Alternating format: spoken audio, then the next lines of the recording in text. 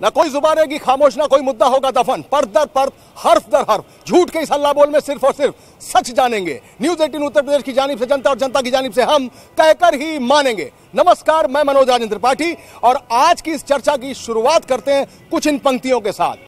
उल्टे सीधे, सीधे उल्टे उनके सभी पहाड़े हैं, ताला कुंजी भी उनकी है, उनके सभी किवाड़े हैं। उनका क्या है, उनकी तो उपदेशों से कट जाएगी, उनके अपने मंच सजे हैं, उनके पास नगाड़े हैं। तो साहब, आगाज किया था राहुल गांधी ने कि 15 मिनट नरेंद्र मोदी उनके सामने खड़े हो जाएं तो वो उनको रोक देंगे, वहां से जाने के लिए मजबूर कर देंगे, वो कुछ बोल नहीं पाएंगे। ये राहुल गांधी थे। और अब जब कर्नाटक में सरकार जेडीएस और कांग्रेस की बनने दिखाई देती है, तब अमित शाह ने कहा है साफ तौर पर कि कांग्रेस हॉर्स ट्रेडिंग की बात कर रही थी, लेकिन उसने तो पूरा अस्तबल ही बेच दिया। क्या बात है, अस्तबल ही बेच दिया। फिर भी उनका दावा है कि कांग्रेस कोई भी जुगाड़ लगा ले, कोई भी गणित सुलझा ले, उलझा ले, कट्टम जीरो का भी खेल खेले, लेकिन 2019 में सरकार फिर भारतीय जनता पार्टी की बनेगी। सबसे पहले सैफ भाई के पास आना चाहूंगा। कौन से अस्तबल बेचे हैं आपने? और अभी तक तो लोकतंत्र की हत्या आपकी तरफ से आता था, अब संविधान की हत्या इस तरफ से होने लगी है। कहते हैं कि आपने सारे अस्तबल तक बेच डाले हैं सरकार बनाने के लिए। मैं एक ही शब्द कहना चाहूँगा कि भाजपा को जब चुनाव आता है तो इतिहास से आता है। आज की तारीख में जो जादुई आंकड़ा है उसमें थोड़ी गणित भी अगर पढ़ लेते तो यकीनन वो पास हो जाते, पर क्योंकि उन्हीं ने चुने हुए विधायकों को एक तरीके से घोड़ा कहा है और कार्यपालिका को एक तरीके से अस्तबल कहा है, मैं समझता हूं उनको माफी मांगनी चाहिए। सैफ अली नकवी कांग्रेस की तरफ से थे और अब्बास अली जैदी साहब हमारे साथ मौजूद हैं समाजवादी पार्टी की तरफ से। ये संयुक्त विपक्ष पे निशाना है, ये सीधे बुल्सआई है और उन्होंने साफ तौर पर कहा है कि आप कितने भी अस्तबल बेच लीजिए, 2019 में तो आपका कोई अता पता नहीं होगा। देखिए, जिसको आप निशाना कह रहे हैं, हम तो उसके लिए आभार व्यक्त करेंगे अमित शाह जी का, क्योंकि जब वो अपनी सोबत पे निगाह डालते हैं तो उनको अस्तबल याद आता। और शुक्र है कि हमारे मुल्क में अस्तबल में गधे नहीं रहा करते। अस्तबल मंसूब घोड़ों से होता है और राजनीति की रेस को गधे नहीं जीतते हैं, घोड़े ही जीता करते हैं। अनिल दुबे जी राष्ट्रीय लोकदल के प्रवक्ता हमारे साथ हैं। उन्होंने साफ तौर पर कहा कि अस्तबलों में घोड़े हुआ करते हैं, गधे नहीं हुआ करते। क्या वो अखिलेश यादव के उस बयान को फिर से एक बार जिंदा करता हुआ दिखा रहे हैं? क्या एक बार फिर गधा कहने के बाद जिस तरीके से अखिलेश यादव ने मुंह की खाई थी 2014 के चुनाव में, उसको फिर से जिंदा करने की कोशिश की जा रही है? और आप तो संयुक्त विपक्ष में हैं ही, और आप ही का नारा है कि विपक्ष जो है वो संयुक्त होगा, भले ही मायावती और कांग्रेस ने अभी तक कैराना के मुद्दे पर आपके साथ खड़े होने की हिम्मत न जुटाई हो, या अभी वो फिलहाल वेट एंड वॉच पे? नहीं, देखिए, शब्दों की मर्यादा होनी चाहिए। अस्तबल कहना और विधायकों को घोड़ा कहना या विधायक जहाँ पर रहे उनको अस्तबल कहा जाए, ये एक परंपरा, ये परिपाटी गलत है। इसके पहले भी सांप, बिच्छू, सचूंदर, इस तरह की चीज़ें की गई। पूरी संसद को जो है चिड़ियाघर का से नवाजा गया। अगर यहाँ पर सांप, सचूंदर, बिच्छू, गोजर ये सब कहे जाएंगे तो क्या आप सांसदों को, जो संसद है या विधायिका है, उसको आप चिड़ियाघर की दर्जा देना चाहते हैं? मनीष शुक्ला जी, ये क्या है सांप, बिच्छू, न्योला और अब अस्तबल? आप तो वरिष्ठ पत्रकार हैं, पूरा चुनाव का भाषण देख लीजिए। जनता दल, इसको ये लोग कह रहे थे जनता दल संघ, यानी वो संघ जिसके बारे में तमाम बातें लोग बताते हैं, वो जनता दल यस था जस्ट रिजल्ट आने के पहले। फिर उसी के साथ ये गठबंधन के लिए जाते हैं। और हमको लगता है सरकारी आयोग को देखने के पश्चात, अब वो डिबेट का विषय नहीं है कि क्यों हमको पहले बुलाया गया, वो सुप्रीम कोर्ट ने उसको सही माना कि बुलाना सही था। तीसरी बात मैं कहूंगा कि हॉर्स ट्रेडिंग का आरोप कौन लोग लगा रहे थे? कांग्रेस के लोग लगा रहे थे, राहुल गांधी लगा रहे थे, गुलाम नबी आजाद लगा रहे थे, अशोक गहलोत जी लगा रहे थे और जेडीएस के साथी लगा रहे थे। हॉर्स ट्रेडिंग आप कह रहे हो, और जब पूरा आप चले गए तो हॉर्स कहाँ रहते हैं? और आपने क्या बना, लोकतंत्र की व्यवस्था बनाई है आपने 5 स्टार कमरों के में तालों के अंदर विधायक बंद करके लोकतंत्र आप बचाओगे? आपने 75 में आपने आपातकाल लगाया था देश में, चारों खंभों पे आपने हमला किया था। आज आप लोकतंत्र की बात कर रहे हो, आपके विधायक विजय जुलूस नहीं निकाल पा रहे हैं, लोकतंत्र की दुहाई आप दे रहे हो। तो कम से कम अपने गिरेबान में झांको और कर्नाटक की जनता का संदेश सुनो कि 19 में फिर यही हाल होने वाला है। अगर हार में जीत तलाशते हो तो मुबारक हो ऐसी जीत आपको। झूठ के इस हल्ला बोल में सिर्फ और सिर्फ सच जानेंगे, लेकिन एक छोटे से ब्रेक के बाद, और जब ब्रेक के बाद लौटेंगे तो कहकर ही मानेंगे, कहकर ही मानेंगे। ब्रेक के बाद फिर से आपका स्वागत है। साहिब भाई, फिर आपके पास आना चाहूंगा। बिल्कुल सही बात कही है मनीष भाई ने भाजपा की तरफ से कि राहुल गांधी तो जनता दल संघ कहते थे चुनाव के ठीक पहले। तो अब ये बताइए कि ये पाला बदलना, थाली का बैगन होना जैसे जो कहावतें हैं, आप कोई भी जोड़ जुगाड़ कुछ भी करेंगे, पहले संघ कहेंगे, बाद में संघ चले जाएंगे। जनता दल सेक्युलर, जनता दल सेक्युलर का जो बेसिक एक आधारशिला है वो सेक्युलर ताकतें और एक सेक्युलर डीएनए का है। तो वो संघ कैसे था? अब मैं आपको ये बताना चाहता हूं कि जब चुनाव से पहले इन्हीं नीतीश कुमार साहब का डीएनए खराब है, वो आज भाजपा उनके साथ है। कश्मीर में महबूबा मुफ्ती और उनके वालिद को, मरहूम को कहा जाता है ये बाप बेटी की सरकार, आज वो साथ में है। आज मेघालय में 2 सीटें होने के बाद, चुनाव के बाद व्यवस्था करके वो सरकार में है। आज मणिपुर में 13 सीटें होने के बाद सरकार में है। आज गोवा में सरकार में है। तो देखिए, जब बात आती है अलग अलग सोच की, हमारी विचारधारा भाजपा के खिलाफ है। हमारे देश के पूर्व प्रधानमंत्री एच.डी. देवेगौड़ा साहब ने यकीनन एक मैसेज दिया है कर्नाटका में कांग्रेस के साथ मिलके कि जो देश को बांटेगा, हम मुख्य रूप से उसके खिलाफ हैं। धरातल पे भाजपा चाहे कुछ कह ले, आज भी परसेंटेज और आंकड़े में जो वोट मिले हैं वो कांग्रेस से पीछे है। आज देवगौड़ा जी कितने माननीय हो गए, सम्मानीय हो गए। आज की बात कर रहा हूं, वो सरकार भी बनी थी जब देवगौड़ा प्रधानमंत्री हुए थे।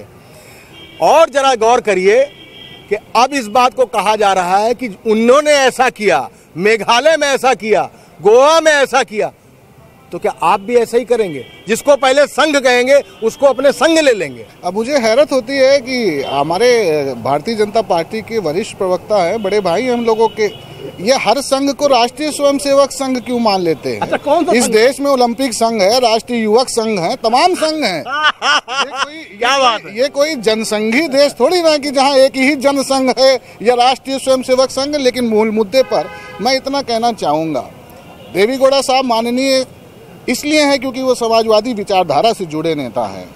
और आप जो बार बार कह रहे हैं और हमारे भारतीय जनता पार्टी के लोग कह रहे हैं, कोई दल से जीता विधायक अगर अपने दल को वोट दे रहा है तो ये हॉर्स ट्रेडिंग कहाँ से हो रही है? मनीष जी आपके पास आऊंगा जम करके। ये जो उन्होंने कहा था कि आपने भी ये बात कही कि वो जश्न मनाने अगर आ जाते तो तस्वीर कुछ और। देखिए, निश्चित रूप से हमने कहा कि एक तो उन विधायकों के लोकतांत्रिक जो अधिकार है उसका हनन हुआ कि विजय जुलूस तक बेचारे नहीं निकाल पाए।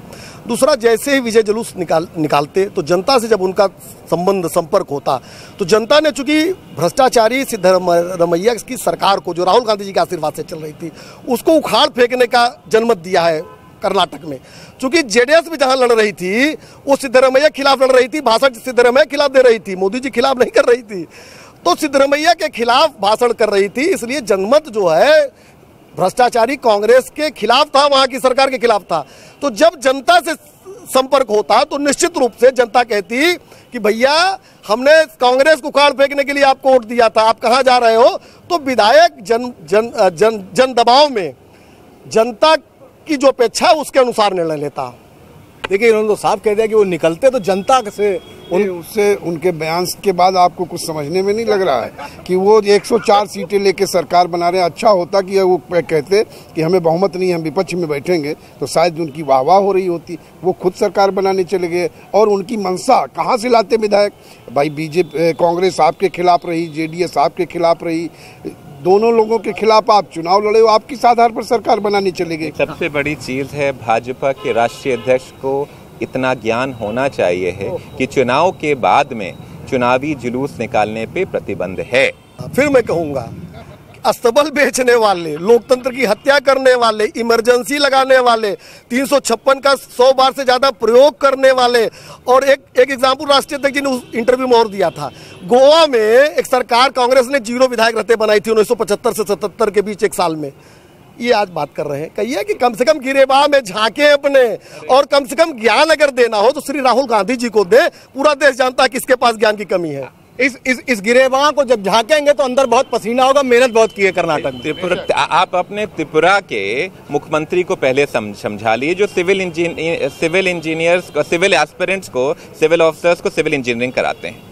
सबसे बड़ा जो मुख्य मुद्दा है, ऐसा कौन सा आपके पास में जादुई छड़ी थी जो आप, अगर वो विधायक खाली होते, अगर वो विधायक मिल जाते, ऐसा कौन सा आप ज्ञान देते, ऐसी कौन सी घुट्टी आपके पास थी? तनिक देश को, जनता को आप बताइए। अब्बास भाई, अनिल जी ने कही दिया है कि आप समझिए इसका क्या मतलब है। ये जन दबाव की परिभाषा को खोलने की कोशिश कर रहे हैं। ये किस तरह का जन दबाव था? मुझे नहीं समझ में आता कि जब मेघालय में भारत का तिरंगा जलाने वाले दल के साथ ये गठबंधन करते हैं और सरकार बना लेते हैं, तो वो कौन से मेल का गठबंधन होता है, पहली चीज़। दूसरी बात, हमारे देश का, किसान का, मजदूर का बेटा जो फौज में है, उसको आज रमज़ान के नाम पर इनकी जो घटक सहयोगी दल है वो कहती है कि साहब सीज फायर रहेगा, आर्मी कोई कार्रवाई नहीं करेगी।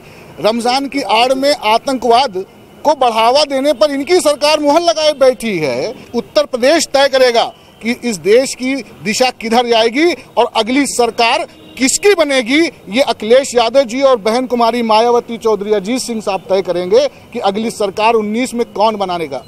न्यूज़ 18 उत्तर प्रदेश की जानिब से जनता और जनता की जानिब से हम कहकर ही मानेंगे, लेकिन एक छोटे से ब्रेक के बाद। कहकर ही मानेंगे, ब्रेक के बाद फिर से आपका स्वागत है। मनीष शुक्ला जी, आपके पास आना चाहूंगा। ये सीज फायर और रमजान का आपस में क्या ताल्लुक है? देखिए, एक तो शब्दों की हेराफेरी कर रहे हैं समाजवादी पार्टी के साथी हमारे मित्र। ये तो आप भी जानते हैं, उन्होंने ऑपरेशन सस्पेंड किया है, क्योंकि जो वहाँ ऑपरेशन चल रहा था, रमजान का पवित्र महीना है और ऑपरेशन में पूरा डिप्लॉयड होता है फोर्स। उसमें कभी कभी घर खाली कराने पड़ते हैं, स्कूल खाली कराने पड़ते हैं, उसको रोका गया है, सीज फायर नहीं। दूसरी बात मैं कहना चाहूंगा, एक बहुत अच्छी बात कही है, और हम लोग अभी पिछले डिबेट में इस बात को कह रहे थे, और दोनों समाजवादी और कांग्रेस के प्रवक्ता इस बात को नहीं मानने को तैयार थे। आज समाजवादी पार्टी ने कहा कि प्रधानमंत्री कौन तय करेगा। देखिए, अखिलेश जी ने तो कल कह दिया कि नेताजी प्रधानमंत्री पद के उम्मीदवार हो सकते हैं।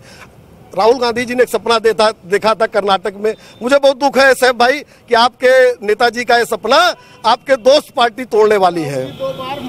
आप कुछ कह रहे थे इस बात को लिए कि मुस्लिम बाहुल, और नहीं, मनीष जी कह रहे थे कि सीज फायर जो है नहीं रोका गया, लेकिन मनीष जी ये नहीं बता पा रहे हैं कि भाई सीज फायर क्यों रोका, आतंकवादियों के खिलाफ सीज फायर करने का क्या मतलब था। वहाँ पर जो है बताया कि जो घर खाली कराने पड़ते हैं, सस्पेंड किया। क्या आतंकवादियों ने अपनी घटनाएं बंद कर दी? आप आतंकवादियों के खिलाफ लड़ाई बंद करना चाहते हैं? आदरणीय एचएम का ट्वीट है, सस्पेंड है ऑपरेशन, सीज फायर नहीं। आतंकवादियों के खिलाफ सस्पेंड करने की जरूरत कहाँ से पड़ गई? मैं उस बात को बार बार कह रहा हूँ। अब्बास भाई के पास बहुत साफ सा प्रस्ताव गया था chief minister of Jammu Kashmir का केंद्र सरकार को। उस प्रस्ताव में यह लिखा था कि इंडियन आर्मी जो ऑपरेशन अगेंस्ट टेररिज्म कर रही है, या टेररिज्म के नाम पे जो ऑपरेशन कर रही है, हम ये नहीं कह सकते कि इंडियन आर्मी कोई गलत ऑपरेशन कर रही है। टेररिज्म को रोकने के लिए, जम्मू कश्मीर को आतंकवाद से बचाने के लिए इंडियन आर्मी के जवान रोज शहीद हो रहे हैं, रोज अधिकारी पत्थर खा रहे हैं। उसको सस्पेंड किया जाए रमजान की प्ली लेकर के, ये तुष्टीकरण नहीं है। उन्होंने ये भी साफ तौर पर कह दिया है, जैसा कि अब्बास भाई ने भी कहा, कि उत्तर प्रदेश से तय होगी दिल्ली की गद्दी इस बार, और अखिलेश यादव और बहन कुमारी मायावती तय करेंगी कि आगे क्या हो रहा है। उन्होंने कांग्रेस का नाम नहीं लिया। आ रहा हूं अब्बास भाई आपके। जनता का जनादेश जिसको मिलेगा, वो यकीनन उत्तर प्रदेश से लेके तमिलनाडु तक जिसके पास में ताकत होगी, सारे घटक दल साथ बैठेंगे, वो तय करेंगे कि देश की दशा किधर होगी। अब्बास भाई जल्दी से, सिर्फ 10 मिनट। सीज फायर हुआ। सीज फायर हमेशा दो पक्षों में होता है। भारतीय सेना का पक्ष हमारे देश की सरकार ने ले लिया। उन्होंने कहा कि होम मिनिस्टर का ट्वीट है कि सस्पेंडेड है, नॉट सीज फायर। एक मिनट, कारण क्या है? कारण क्या हम पूछना चाहते हैं? हम पूछना चाहते हैं कारण क्या है? मनीष भाई, सवाल तो बड़ा वाजिब सा है कि पिछले 4 सालों में क्यों ये सस्पेंड नहीं हुआ, जैसा कि वो सीज फायर कर रहे हैं। लेकिन मैं मानता हूं, ट्वीट की बात करता हूं, पिछले 4 साल। एक तो सीज फायर शब्द जो भी प्रयोग कर रहे हैं लोग, वो गलत कर रहे हैं, बरगलाने वाला कर रहे हैं, जनता को धोखा देने का प्रयास कर रहे हैं। वो ऑपरेशन सस्पेंडेड है जो जिसके नाते से घरों को खाली कराया जाता है, स्कूलों को खाली कराया जाता है, जो चूंकि फोर्स बड़ी मात्रा में डिप्लॉयड होती है। और परसों अगर आपको ध्यान में हो, परसों हमारी सेना के बीएसएफ के जवानों ने जो फायरिंग की है उससे इतने बंकर नष्ट हुए, पाकिस्तान के रेंजर्स को माफी मांगनी पड़ी। कम से कम जो जवान सेना का शौर्य दिखा रहा है उसको सीज फायर कह के उनके शौर्य का मजाक मत उड़ाइए। समाजवादी पार्टी के साथी से मेरा निवेदन है। दूसरी बात मैं ये कहना चाहता हूं कि नहीं मजाक तो उड़ाया जा रहा है। हमारी सेना आज इस समय भी हमारी सेना गोली चला रही है, आप कह रहे हो सीज फायर हो गया। इस तरह से झूठ बोल के ये तो जवान के शौर्य का मजाक ही है। मेरा बहुत आपत्ति है इस बात पे कि कम से कम शब्द को घालमेल मत करिए, ट्वीट पढ़िए। मैं आपकी बात समझ गया। 4 सालों में सस्पेंड क्यों नहीं हुआ? नहीं, देखिए निश्चित रूप से हमको जब ये लगा कि आज हमारे पिछले 4 सालों में कितने आतंकवादी मारे गए, साल भर में 360 से ज्यादा आतंकवादियों को हमने मार गिराया। मैं जल्दी से एक क्वेश्चन आपसे पूछूंगा, फिर आता हूं कर्नाटक के उसी मुद्दे पे जो घूम के ऑपरेशन सस्पेंड और उस पर सीज फायर पर चला गया। कांग्रेस ने भी धाराओं का, संविधान का इस्तेमाल करते हुए तमाम सरकारों को गिराया। अब आप कैसे इस बात की दुहाई देते हैं कि गोवा में क्या हुआ, मणिपुर में क्या हुआ, त्रिपुरा में क्या हुआ? अपनी विफलताओं को इतिहास के पीछे छुपाना और छुपाने की कोशिश करना, ये अमित शाह, नरेंद्र मोदी जी कर रहे हैं। 10 सर लाने वाले लोग आज तेल की बात नहीं करेंगे, पाकिस्तान से आई हुई चीनी की बात करेंगे, पुल की बात नहीं करेंगे। आज वो इतिहास खंगालेंगे। अफसोस तब होता है एरोप्लेन मोड पे चलने वाला पीएम गर्मी होते ही विदेश के दौरे शुरू कर देता है। गंगा मैया का लड़का आज बनारस नहीं जाता है। अफसोस ये होता है कि देश आज जवाब मांग रहा है और भाजपा और संघ और आरएसएस और इनकी पार्टी इतिहास के पन्नों के पीछे अपनी विफलताओं को छुपाना चाहती है। अब्बास भाई, आपसे भी जानना चाहूंगा, संविधान की हत्या, लोकतंत्र का कत्ल, इस पर जानना चाहता हूं। मायावती के साथ आपने तब क्या किया था जब केसरीनाथ त्रिपाठी के पास पूरा मामला चला गया था और लगातार आप सरकार चलाकर किनारे भी हो गए? तब संविधान कहां था? तब लोकतंत्र की हत्या क्यों नहीं हुई थी? और आज क्यों लगता है कि लोकतंत्र की हत्या होगी? जो केसरीनाथ त्रिपाठी जी का रेफरेंस दिया आपने, वो स्पीकर थे और उनके सामने जो भी याचिका गई उस याचिका की सुनवाई का दायित्व उनका था। हम जिम्मेदार नहीं है उसके लिए, जवाबदेही उनकी बनती है। और मैं समझता हूँ ये ज्यादा बेहतर बता सकते हैं क्योंकि इन्होंने प्रमोट भी कर दिया, वो महामहिम राज्यपाल हो गए हैं, तो ये ज्यादा बेहतर बता सकते हैं इस बात को कि उस वक्त लोकतंत्र का, यदि लोकतंत्र के खिलाफ कोई काम हो रहा था, अगर यदि लोकतंत्र के विरुद्ध में जाकर के नियम के खिलाफ कोई काम हो रहा था, तो इसकी बुनियाद उत्तर प्रदेश में डालने वाले माननीय केसरीनाथ त्रिपाठी पे प्रश्न चिन्ह लग रहा है, समाजवादियों पे नहीं। मनीष जी, इस बात का जवाब जरूर चाहूंगा कि उस वक्त क्या हुआ था जब मुलायम सिंह ने विधायक तोड़ लिए थे, बहुजन समाज पार्टी के मिलीजुली सरकार थी। एक तो कर्नाटक को लेकर गोवा और मणिपुर की बात हो रही है। गोवा में इन्होंने सरकार बनाने का दावा नहीं पेश किया, मणिपुर में सरकार बनाने का दावा नहीं पेश किया। इनके नेता लोग जाके आराम से सो गए थे। जब राज्यपाल के पास आप दावा करने नहीं जाएंगे तो दूसरे विकल्प पे विचार होता है। इसलिए ये झूठ, एक बार झूठ नहीं 100 बार झूठ, राहुल गांधी जी से लेके सैफ तक नहीं, उसमें भी आप बाद में गए थे, पहले हम गए थे, बड़े दल होने के नाते पहले हम गए थे। बड़ा दल बिहार में भी तो था। नहीं, बिहार में कैसे क्यों नहीं आप गए थे? नहीं, फिर आपको बुलाना, मुझे बहुत दुर्भाग्य के साथ कहना पड़ रहा है कि आप भी उसी झूठ में शामिल हो रहे हैं। बिहार में नीतीश कुमार की सरकार थी, बीच में सरकार हटी, उसके बाद हमने उनको समर्थन दिया। तो आप तो दावा करने गए नहीं, क्योंकि आपको नहीं, आप गए नहीं, दावा करने गई कांग्रेस। बहुमत नहीं है। अगर आप बड़े दल की परंपरा निभाना चाहते हो तो सब राज्यों में क्यों नहीं निभाया? जब आप दावा नहीं करोगे, खाना खा के सो जाओगे, आराम करोगे, दिग्विजय जी चले गए। अरे भाई दिग्विजय जी पूछिए ना, दिग्विजय जी पूछिए। अरे आप ही कह रहे तो आप पूछिए। अगर भाई कांग्रेस के प्रवक्ता नहीं बोल पा रहे हैं, आप उनकी जगह ले रहे हैं, तो आप बताओ कि दिग्विजय क्यों नहीं गए? देखिए, कौन कब सो रहा था, कौन बाथरूम में क्या करता था, ये ताक झांक बीजेपी वालों को आदत पड़ गई है। ठीक है, मणिपुर में हंसी उड़ाने वाली बात नहीं है। लोकतंत्र की व्यवस्था में आप दावा करने भी नहीं जा रहे हैं। गोवा और मणिपुर में सरकार राज्यपाल कैसे बुलाएगा? मणिपुर के गवर्नर ने ये ट्वीट किया था कि वो अभी अरुण जेटली जी से पूछ रही हैं। यहाँ पे इलेक्शन कमीशन और गवर्नर को बुलाने से पहले ही इनके येडियुरप्पा जी ने ट्वीट कर दिया कि हम सरकार कल बनाएंगे। जवाबदेही तो बनती है। संविधान और कानून को ना मानने वाले अमित शाह जी 2 साल जेल और तड़ीपार ये यकीनन आज जवाबदेही इनकी बनती है कि नहीं आज आपकी जवाबदेही भी बनती है, ठीक है, और आज जवाबदेही बनती है। और मुझे आपत्ति ये है कि आपका एक कैमरा पकड़ा जाता है, आप इन लोगों को डांटते नहीं, मुझे आपत्ति है। अमित शाह जी के ऊपर मुकदमा था, सुप्रीम कोर्ट ने उनको निर्दोष साबित किया। सुप्रीम कोर्ट से जो मुकदमा छूटता है उसको अगर आरोपी कहते हैं तो मैं कह सकता हूं कि राहुल गांधी जी के ऊपर बलात्कार का केस था और सुप्रीम कोर्ट से वो छूटे हैं, इसीलिए मैं नहीं कहता। लेकिन ये चाहते हैं कि इनके राष्ट्रीय अध्यक्ष को बलात्कारी रेपिस्ट कहा जाए तो मुझे कहना पड़ेगा। दूसरी बात, इनके राष्ट्रीय अध्यक्ष श्रीमती सोनिया जी 50,000 की जमानती है अभी, वो भी सेशन कोर्ट से, सुप्रीम कोर्ट से नहीं। अगर जमानतदार भाग गया भैया तो जेल जाना पड़ेगा आपके राष्ट्रीय अध्यक्ष, पूर्व राष्ट्रीय अध्यक्ष को। भाई आप इस बात पे फैसला करिए कि सैया भाई कोतवाल तो डर काहे का। माइक मत पकड़िए। नहीं, माइक नहीं पकड़ा, वो चौथे स्तंभ को बहुत मजबूती से हम लोगों ने थामा है, जिसको आप कभी कभी इस्तेमाल करने का प्रयास करते हैं। हम लोगों ने मजबूती से पकड़ रखा है। मैं एक बात कहूंगा, अभी बिहार की बात, संविधान की रक्षा की बात, परंपराओं की बात और कानून की बात कर रहे थे। बिहार में ये मेरे ख्याल में गठबंधन आपका उन्हीं से है ना, कि जिनके लिए कहते थे आपके राष्ट्रीय अध्यक्ष कि ये जीतेंगे नीतीश कुमार तो पाकिस्तान में पटाखे दगेंगे। उनके जीतने पे पाकिस्तान में पटाखे दगे और इतना खुश हुए आप पाकिस्तानियों के जश्न पे कि आपने उन्हीं को अपने साथ सरकार में ले लिया। विपक्ष का एक होना अभी बाकी है और सारा दारोमदार 2019 के लिए जनता पर है। अब जनता की बात कर लेते हैं। शिकायत है जमाने को मेरी और उसकी तलखियों से, अब ये कोई भी दिल हो, शिकायत है जमाने को मेरी और उसकी तलखियों से, खुदा मेरा मेरी मर्जी दुहाई दूं या शुक्राना। एक और मौके पर, एक और मुद्दे पर आपसे कल फिर मिलेंगे और जब मिलेंगे तो कहकर ही मानेंगे। आप सभी को रमजान मुबारक।